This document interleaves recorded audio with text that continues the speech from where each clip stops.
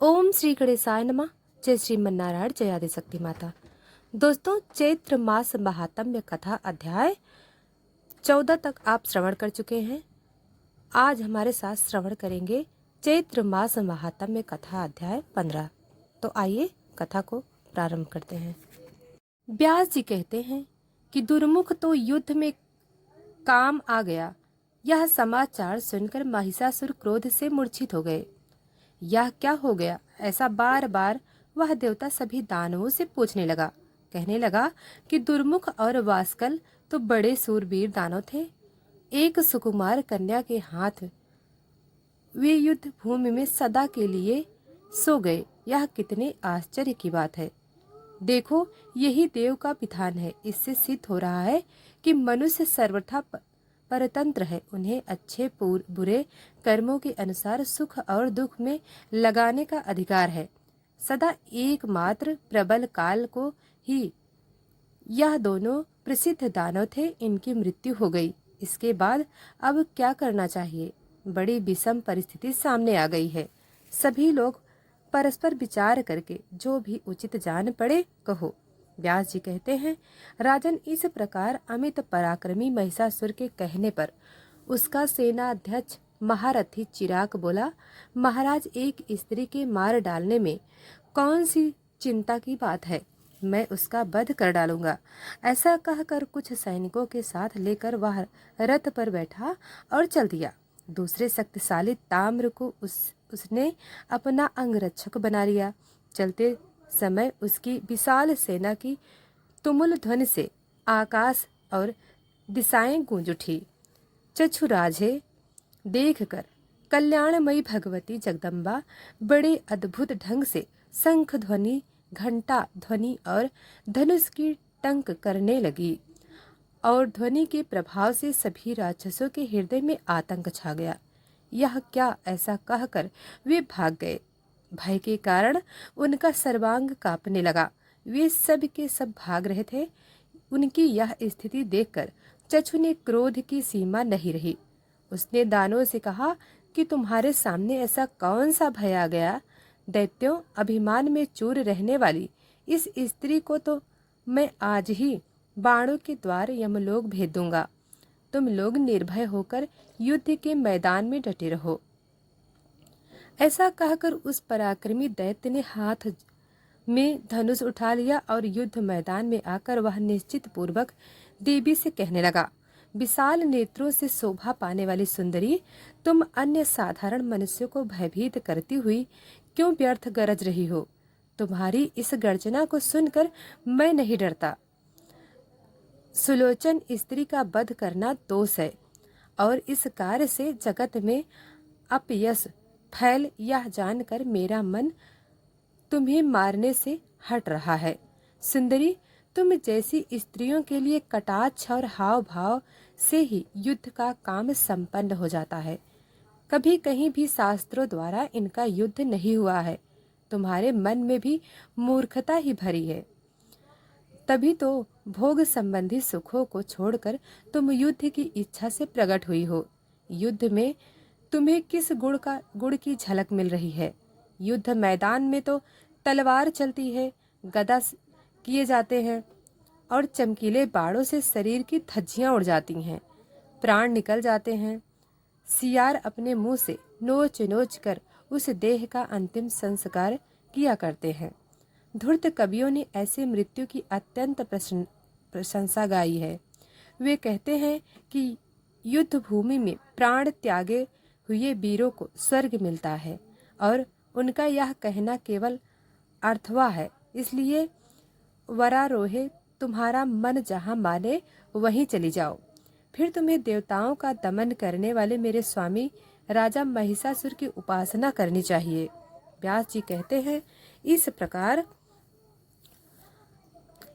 कह रहा था। भगवती जगदम्बा उसकी बात काट कर कहने लगी कि अरे मूर्ख, बुद्धिमान पंडित के समान बनकर क्या बक रहा है? ना तो तू शास्त्र जानता है और ना ही तूने वृद्ध पुरुषों की सेवा की है और ना तुझे धार्मिक बुद्धि ही प्राप्त है।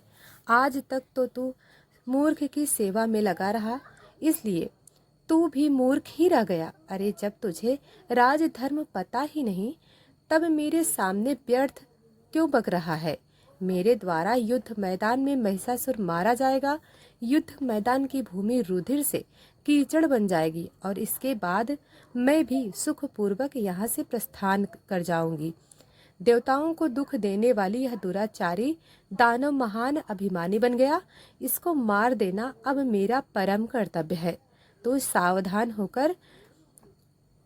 व्यास जी कहते हैं, भगवती जगदम्बा की ऐसी बातें सुनकर बल के अभिमान में मतवाले रहने वाले दानवों ने उन पर बाण वर्षा आरंभ कर दी, मानो मेघ ही जल की धारा उड़ेल रहे हों। भगवती ने अपने तेज बाणों से चक्षु राछे बाण काट डाले, साथ ही वे उसे तीर से बांधने लगी। देवी के बाण इतने तीखे थे मानो बिसर सर्प ही हों। उस समय भगवती और चिरा दोनों का वह परस्पर युद्ध आश्चर्यप्रद हो रहा था। जगदम्बा ने सिंह पर विराजमान रहकर गदा से उस दानव पर चोट की। गदा की कठिन चोट को ना सह सकने के कारण चिरा मूर्छित हो गया। 2 मुहूर्त तक अचेत बनी रही। वह दुराचारी दानव फिर पत्थर की तरह रथ पर पड़ा रहा। शत्रु सेना को कुचलने की शक्ति रखने वाले ताम्र में भी कम चपलता नहीं थी। चक्षुराच्छी देखकर देवी से लड़ने के लिए वह खुद ही युद्ध भूमि में आ डटा। उसे आते देखकर भगवती चंडिका ठठाकर हंस पड़ी और बोली, दैत्य आओ आओ, मैं अभी तुम्हें यमपुरी भेजने की व्यवस्था करती हूँ। तुम लोग स्वतः निर्बल हो, तुम्हारी आयु भी समाप्त हो चुकी है, इसलिए तुम लोग के आने से क्या काम सिद्ध हो जा सकता है? मूर्ख महिषासुर घर पर रहकर जीने के किस उपाय में लगा हुआ है? तो मूर्ख के मर जाने पर मेरा क्या काम बनेगा? मेरे परिश्रम की कोई सफलता नहीं हो सकेगी, क्योंकि देवताओं से विरोध रखने वाला नीच महिषासुर तो अभी जीवित ही है। इसलिए तो तुम लोग घर पर जाकर महिषासुर के यहाँ भेज दो। मेरी जैसी स्थिति है उसे आकर वह प्रचंड मूर्ख भी देख ले। भगवती जगदम्बा के यह वचन सुनकर ताम्र क्रोध में भर गया। उसने देवी पर बाण वर्षा शुरू कर दी। उसके बाण धनुष की डोरी पर चढ़ाकर कान तक खींचे जाते थे। भगवती ने भी ताम्रा का वध करने के विचार से धनुष पर बाण चढ़ाए और खींचकर उस पर छोड़ने लगी। इतने में महाबली चक्षु की मूर्छा टूट गई। वह उठकर बैठ गया। फिर तुरंत धनुष और बाण लेकर वह देवी के सामने आकर डट गया। चक्षु राक्षी पराक्रम और महान सूरवीर दानव थे। अब वे भगवती जगदम्बा के साथ युद्ध के मैदान में भिड़ गए। ताम्रा के पास लोहे का बना हुआ एक बहुत सूत्र मूसल था। उसने सिंह के मस्तक पर बहुत जोर से चोट की और फिर साथ ही वह हटाकर हंसा और गरजने लगा। गरजते हुए ताम्रा को देख देवी की क्रोधाग्नि भर उठी।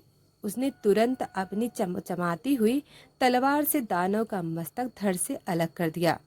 सिर कट जाने पर भी ताम्रा का धड़ हाथ में मूसल लिए हुए एक क्षण तक झूमता रहा। इसके बाद वह युद्ध मैदान में गिर गया। ताम्रा की ऐसी स्थिति देखकर चक्षुराक्षी और दौड़ा। हाथ में तलवार लेकर सामने आते हुए उस दानव को देखकर भगवती ने उस पर 5 बाणों से प्रहार किया। देवी के एक बाण से चिरा की तलवार कट गई, दूसरे बाण से उसका हाथ साफ हो गया और अन्य बाण से उसका मस्तक भी धड़ से अलग हो गया। इस प्रकार चिरा और ताम्रा इन दोनों राक्षसों का वध हो गया था।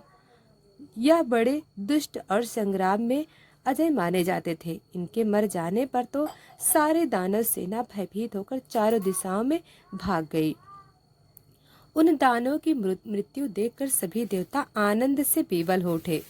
उन्होंने आकाश में विराजमान होकर पुष्पों की वर्षा आरंभ कर दी। फिर वे भगवती की जय जयकार करने लगे। ऋषि देवता गंधर्व बैताल सिद्ध और चारण इन सबके मुख से बार बार भगवती चंडिका की विजय घोषणा होने लगी। व्यास जी कहते हैं, देवी ने चीरा और ताम्रा को मार दिया। यह समाचार सुनकर महिषासुर के आश्चर्य की सीमा नहीं रही। तब उसने देवी का वध करने के लिए बहुत से अमित बलशाली दैत्यों को जाने की आज्ञा दी। उन दैत्यों में असोमा और बिडाल यह प्रमुख दानव थे। युद्ध में कोई इनका सामना नहीं कर सकता था। इन्होंने कवच पहन लिए, हाथों में अस्त्र शस्त्र लिए और विशाल सेना के साथ वे युद्ध मैदान में उपस्थित हो गए। वहां उन्होंने देखा कि भगवत सिंह पर विराजमान है भगवती सिंह पर विराजमान है। उनकी 18 दिव्य भुजाएं और तलवार, ढाल आदि युद्धों को उन्होंने धारण कर रखा है। वे दैत्यों का वध करने के लिए सर्वथा संलग्न है। तब देवी के सामने चला गया और अत्यंत नम्रता के साथ शांति पूर्वक देवी से कहने लगा, देवी सच्ची बात बताओ कि तुमने किस प्रयोजन से यहाँ आने का कष्ट उठाया है, और सुंदरी इन निरपराध दैत्यों को तुम क्यों मार रही हो, इसका कारण भी बताने की कृपा करो। मैं अभी तुम्हारे साथ संधि करने के लिए तैयार हूँ।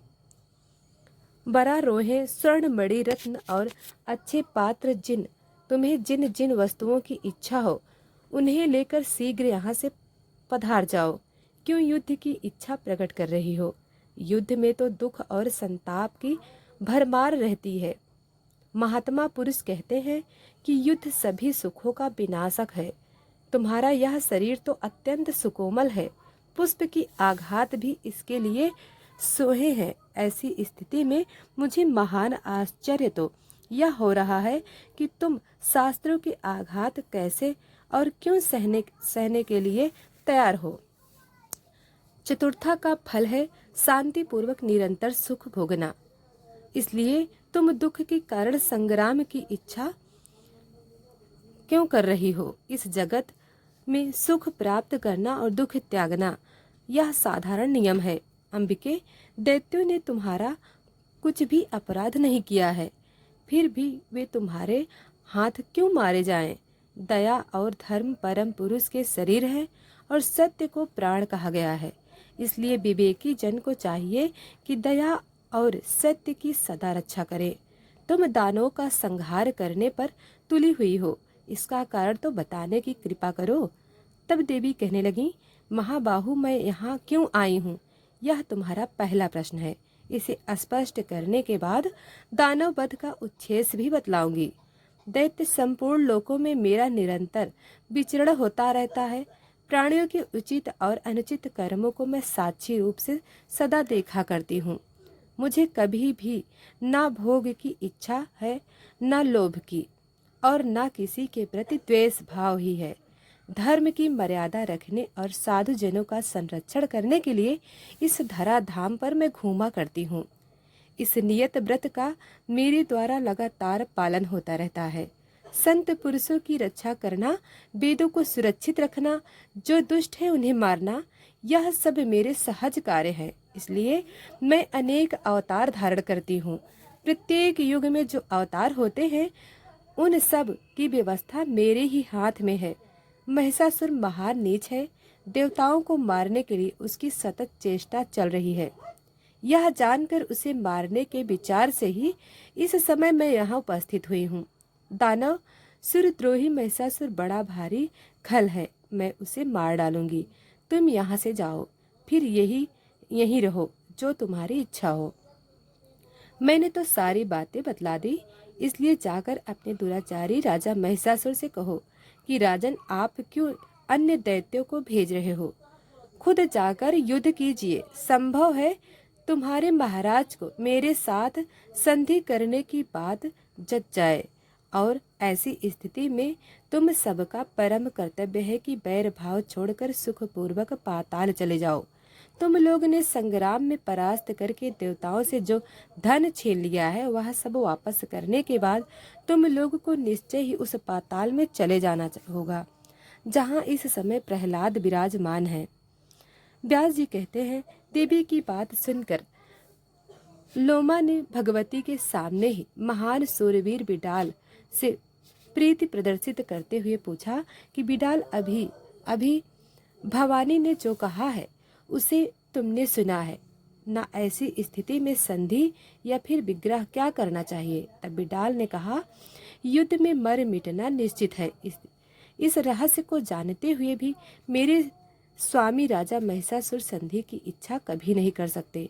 बहुत से वीर युद्ध में काम आ गए हैं, यह देखकर हमारे स्वामी हमें भेजना चाहते हैं, और ऐसा ही देव का विधान है। अरे किसकी शक्ति है जो इसे मिटा सके। सेवक का यह धर्मी महान कठिन है कि वे सदा निरा अभिमान होते हुए लगातार हर समय उन्हें अपने स्वामी की आज्ञा माननी पड़ती है। प्राणों का जाना या फिर बच जाना, यह तो संध्यास्पद है। इसलिए मृत्यु के तिनके के समान तुच्छ मानकर महिषासुर ने हमें जिस काम में भेजा है उसमें जुट जाना ही उचित होगा। व्यास जी कहते हैं, इस प्रकार विचार करके असिलोमा और बिडाल दोनों वीर युद्ध करने के लिए तैयार होकर डट गए। उन्होंने हाथ में धनुष और बाण ले रखे थे, कवच पहने हुए थे, रथ की सवारी थी। पहले बिडा लाची ने देवी के ऊपर 7 बाण चलाए। अस्त्र शस्त्र का सर्वोत्तम पिता असोमा दूर दर्शन के रूप में खड़ा रहा। भगवती जगदम्बा ने अपने सहायकों से बिडाल बाण काट डाले, साथ ही अपने 3 तीखे तीरों से उस पर चोट कर दी। असहाय के कारण बिडा आज युद्ध भूमि पर गिर पड़ा। उसे मूर्छा आ गई और प्रारब्ध के अनुसार उसी क्षण उसके प्राण पखेरु उड़ गए। देवी के हाथ से छूटे हुए बाणों के प्रभाव से बिडाल सदा के लिए युद्ध के मैदान में सो गया। यह देखकर असोमा हाथ में धनुष लेकर युद्ध करने के लिए तैयार होकर सामने आ गया। वह अपना दाहिना हाथ ऊपर उठाकर देवी के प्रति कुछ परिमित वचन कहने लगा। देवी, यह दानव तो बड़े दुराचारी है, मैं जानता हूँ। अभी इनकी मृत्यु सिर पर आ गई है, फिर भी पराधीन होने के कारण युद्ध करना अब मेरे लिए परम कर्तव्य हो गया है। महिषासुर महान मूर्ख है। प्रिय अब और अप्रिय विषय में वह कुछ भी नहीं जान पाता। उसके सामने हितकारी लगते हैं। दानव जमीन पर लेटते चले जा रहे थे। इस प्रकार कहकर दानव श्रेष्ठ अलोमा ने देवी के ऊपर बाण बरसाना आरंभ कर दिया। निकट आते ही भगवती ने अपने बाणों से उसके बाण काट डाले, साथ ही शीघ्रगामी अन्य बाणों से अस्मा को गहरी चोट पहुंचाई। उस समय भगवती का मुखमंडल क्रोध से तमतमा उठा। देवता दूर से देख रहे थे। असलोमा का सर्वांग बाणों से विद्ध हो गया। रक्त की धार बह रही थी।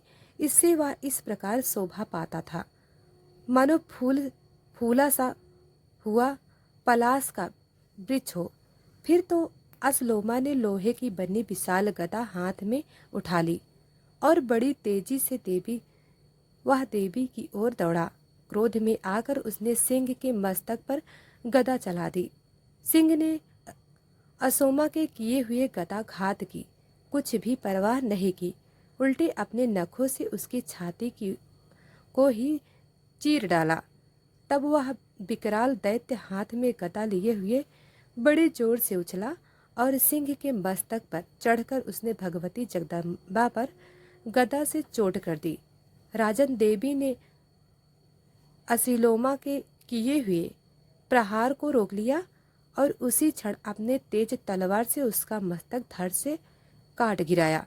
मस्तक कट जाने पर दानव राज असिलोमा तुरंत जमीन पर लेट गया और उस दुरात्मा दानव की सेना में भीषण हाहाकार मच गया। देवी की जय हो, इस प्रकार के जयकारे लगातार देवतागण भगवती जगदम्बा की स्तुति करने लगे। देवताओं की दुंदुबियां बज रही थीं। किन्नर गण यश गान करने में लीन हो गए और इस प्रकार असोमा तथा बिराला यह दोनों दैत्य मरकर संरागढ़ में सदा के लिए सो गए। बचे हुए सैनिक को सिंह ने अपने पराक्रम से मार गिराया। तो दोस्तों, आज की यह अध्याय समाप्त हुआ। हम आगे के अध्याय कल सुनाएंगे। तो दोस्तों, वीडियो को लाइक सब्सक्राइब अभी तक नहीं किया है तो अभी कर लें। धन्यवाद।